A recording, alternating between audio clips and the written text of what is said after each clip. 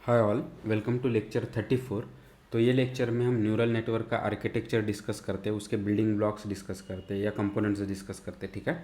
तो सबसे पहले हम बायोलॉजिकल न्यूरॉन की बात करते हैं और फिर देखते हैं कि हम किस तरह से बायोलॉजिकल न्यूरॉन के डिज़ाइन से हमारा आर्किटेक्चर मोटिवेटेड है। ठीक है।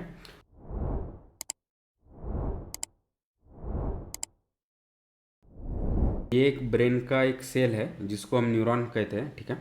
तो ब्रेन बेसिकली ऐसे मल्टी या मिलियंस ऑफ न्यूरॉन से बना होता है। ठीक है। तो अगर हम एक न्यूरॉन को डिस्कस करते हैं तो वो उसके ये अलग अलग कंपोनेंट्स होते हैं कि सबसे पहले जो भी ये ब्रांचेस है उसको हम कहते हैं डेंड्रॉइड्स। तो वो एक्ट करते हैं कि इसको एज ए इनपुट।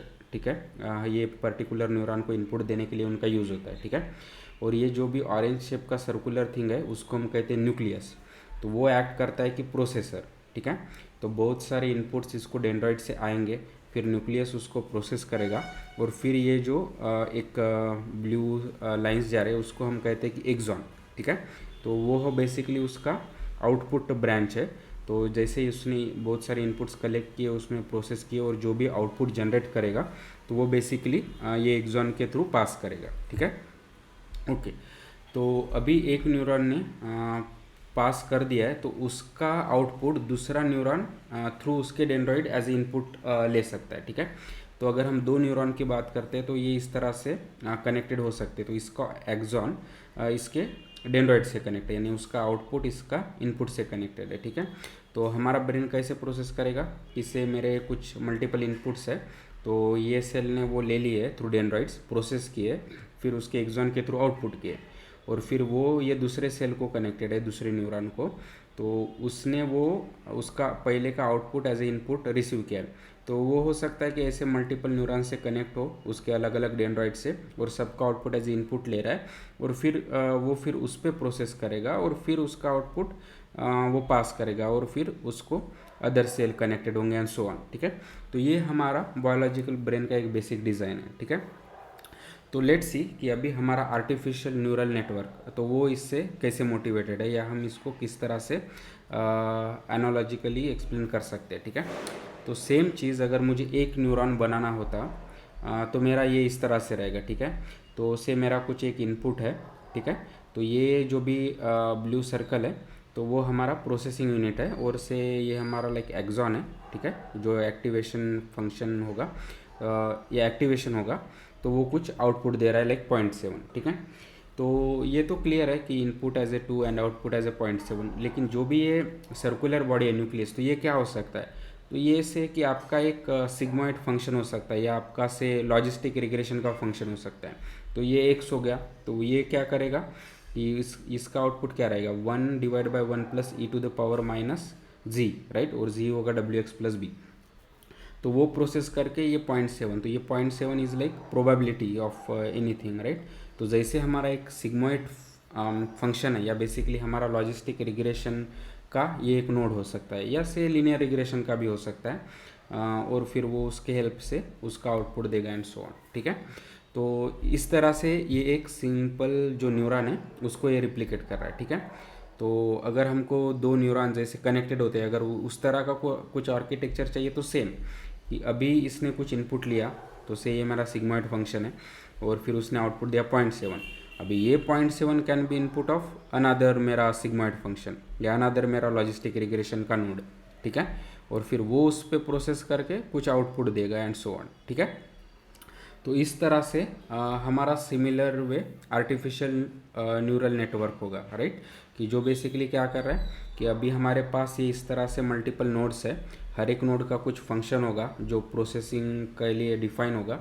वो इस तरह से वन या मल्टीपल इनपुट्स लेगा और आउटपुट देगा और फिर इसके आउटपुट किसी दूसरे हमारे सेल को एज ए इनपुट पास करेंगे। ठीक है।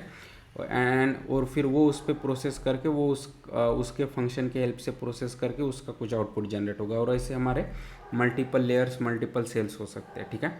तो इस तरह से हमारा artificial neural network biological neural network से सिमिलर है, यानी उसका बेसिक फाउंडेशन या डिज़ाइन सेम है। ठीक है। ओके। तो लेट्स सी कि अगर हमको ये ज़रूरी नहीं कि हम एक साथ सिर्फ एक नोड दें। ठीक है।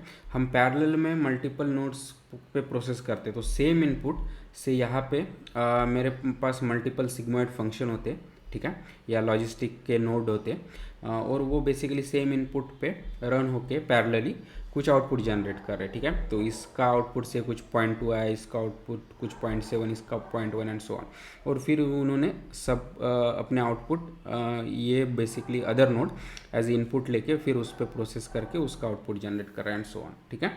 तो इस तरह से हम हमारे पास मल्टीपल नोड हो सकते हैं और फिर वो एक साथ पैरेलली वर्क हो सकते हैं, ठीक है, ओके। तो जब हमारे पास ऐसे मल्टीपल नोड्स होते हैं तो जनरली हम उसको ग्रुपिंग करते हैं एज ए वन लेयर, ठीक है। तो जो भी मल्टीपल नोड्स है एक लेवल पे उसको हम कहते हैं लेयर। तो ये एक लेयर हो गया, फिर ये सेकंड के लिए एक लेयर हो सकता है एंड सो ऑन, ठीक है।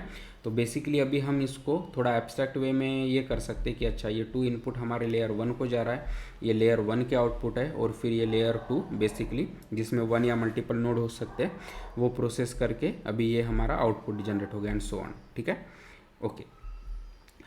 तो अभी ये हमारा तो आर्किटेक्चर हो गया। तो लेट्स सी कि एक रियल टाइम एग्जांपल कंसीडर करके हम हमारा न्यूरल नेटवर्क किस तरह से उस पर बिल्ड कर सकते हैं, ठीक है। सो फॉर एग्जांपल हमारा टी शर्ट बनाने का कंपनी है और फिर हमने टी शर्ट बनाने के बाद हमको प्रेडिक्ट करना है कि क्या वो टी शर्ट मार्केट में हिट होगा या नहीं, ठीक है। तो उसके लिए हमारे पास कुछ पैरामीटर्स है, से हमारे पास टी शर्ट का प्राइस है, शिपिंग कॉस्ट है, हमारे मार्केटिंग के डिटेल्स है, और से मटेरियल या क्वालिटी ऑफ मटेरियल है, ठीक है। तो ये हमारे इनपुट है। तो उसके बेसिस पे हम प्रेडिक्ट करना चाहते हैं कि वो टी शर्ट हिट होगा या नहीं होगा, ठीक है, ओके। तो लेकिन से टी शर्ट हिट होने के लिए ये इनपुट से ज़्यादा ये अदर इनपुट्स मोर इम्पॉर्टेंट है, कि जैसे से अफोर्डेबिलिटी, अवेयरनेस और क्वालिटी, ठीक है। और ये बेसिकली डिटरमाइन करते हैं कि हमारा टी शर्ट हिट होगा या नहीं, ठीक है। तो ये पूरा हमारा से प्रॉब्लम है, तो प्रॉब्लम स्टेटमेंट है। तो लेट्स सी कि अब हम इसके हेल्प से हमारा न्यूरल नेटवर्क किस तरह से बनाते हैं, ओके ओके। तो सबसे पहले तो हमारे पास तो ये इनपुट्स है, राइट। और लेकिन जो भी हमारा आउटपुट है ये बेसिकली अदर इनपुट्स से डिराइव्ड होता है। तो सबसे पहले हमको ये कैलकुलेट करना पड़ेगा कि अफोर्डेबिलिटी, अवेयरनेस एंड क्वालिटी, ठीक है। तो लेट्स से कि अफोर्डेबिलिटी बेसिकली हो सकता है प्राइस एंड शिपिंग कॉस्ट का पैरामीटर हो या फंक्शन हो, राइट। इसका यानी इसका वैल्यू डिपेंड करेगा प्राइस एंड शिपिंग कॉस्ट पे। सिमिलरली अवेयरनेस मोस्टली डिपेंड रहेगा मार्केटिंग स्ट्रेटेजी पे, और से quality of T shirt depend रहेगा कि उसका प्राइस क्या है और उसका मटेरियल क्या है एंड सो ऑन, ठीक है। तो इस तरह से हमारे ये इनपुट फीचर से हमने एक नए फीचर जनरेट किए, ठीक है। और फिर ये नए फीचर्स बेसिकली डिटरमाइन करेंगे कि वो हमारा टी शर्ट हिट होगा या नहीं होगा, ठीक है। तो अभी उसको अगर हम न्यूरल नेटवर्क आर्किटेक्चर के पॉइंट ऑफ व्यू देखते हैं तो वो इस तरह से होगा, ठीक है। तो से हमारा एक लेयर है, उसमें हमारे 3 सेल है, ठीक है। तो हमारे पहले सेल को इनपुट क्या जा रहा है, बेसिकली प्राइस एंड शिपिंग, दूसरे इसको जा रहा है मार्केटिंग, एंड थर्ड को जाएगा मटेरियल एंड प्राइस, ठीक है। इसका आउटपुट क्या होगा, अफोर्डेबिलिटी, इसका आउटपुट क्या होगा, अवेयरनेस, और इसका आउटपुट क्या होगा कि क्वालिटी, ठीक है। और फिर हमारा ये सभी आउटपुट जाएंगे हमारे दूसरे न्यूरॉन को, और वो बेसिकली डिटरमाइन करेगा बेस्ड ऑन दिस कि वो हिट है या नहीं। तो 1 यानी हिट, से 0 यानी no hit and so on, ठीक है। तो इस तरह से हमारा न्यूरल आर्किटेक्चर होगा ये सेम प्रॉब्लम के लिए, ठीक है। तो अभी इसको समझते हैं। तो first and very important thing कि देखिए हमारे इनपुट तो ये थे कि price, shipping, marketing and material, लेकिन जैसे हमने वो एज ए पास कर दिए हमारे बेसिकली लेयर को, तो उसने उसके हेल्प से एक नए फीचर्स अंडरस्टैंड किए या लर्न किए, जैसे affordability, quality and so on, ठीक है, जो हमें पहले पता नहीं था। तो ये न्यूरल नेटवर्क के ये लेयर ने वो नए फीचर्स लर्न कर दिए, ठीक है।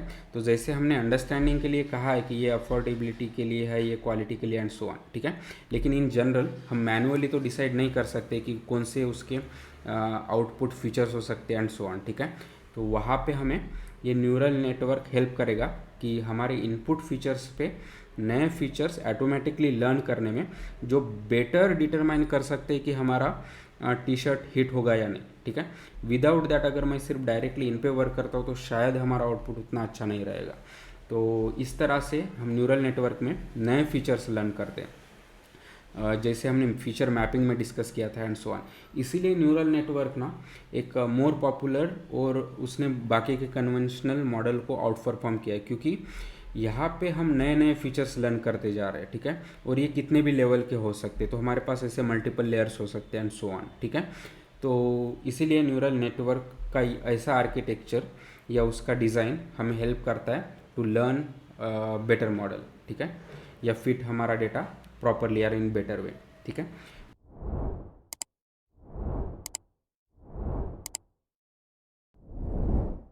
तो अगर इसके टर्मिनोलॉजीज़ की बात करते हैं ना, तो ये इस तरह से कि जो हमारा लेयर जो आउटपुट जनरेट करता है तो उसको हम कहते हैं कि आउटपुट लेयर, ठीक है।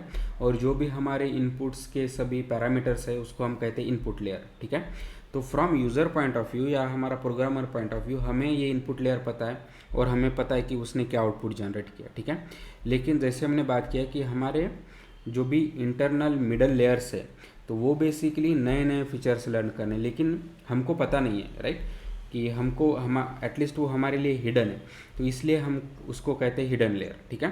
तो जो इनपुट्स है वो इनपुट लेयर, जो इंटरमीडिएट लेयर्स है वो सभी हिडन लेयर्स, और जो आउटपुट जनरेट करता है वो आउटपुट लेयर, ओके ओके।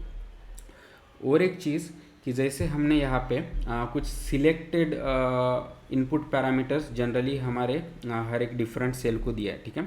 लेकिन इन जनरल हमें पता नहीं है कि कौन सा इम्पोर्टेंट फीचर है वो पर्टिकुलर बेसिकली सेल के लिए एंड सो ऑन, ठीक है। तो हम बेसिकली हर एक इनपुट हर एक नोड को देते हैं, ठीक है। तो ये देखिए कि प्राइस बेसिकली सभी नोड को पास हुआ है, similarly shipping, similarly marketing and material and so on, ठीक है। तो अभी ये नोड बेसिकली लर्न करेगा और फिर उसके वेट्स आएंगे, तो से प्राइस के लिए वो W1, शिपिंग के लिए W2, मार्केटिंग के लिए W3, मटेरियल के लिए W4 एंड सो ऑन। तो वो लर्न करेगा कि अच्छा मुझे अफोर्डेबिलिटी जैसा कुछ कैलकुलेट करना है या जो भी मेरा आउटपुट है वो सिर्फ डिपेंड है किसे, प्राइस एंड शिपिंग पे, तो वो बाकी के वेट्स को जीरो कर देगा एंड सो ऑन, ठीक है। तो वो भी हमें मैनुअली कुछ भी करने की ज़रूरत नहीं है, हम हर एक नेक्स्ट लेयर के सेल को हर एक हमारा इनपुट पास करेंगे और फिर वो लर्न करेगा कि उसके लिए कौन से फीचर्स इंपॉर्टेंट है बाकी, और उसका कितना वेटेज है, और उसके हेल्प से हमारे लिए आउटपुट जनरेट करेगा, ओके।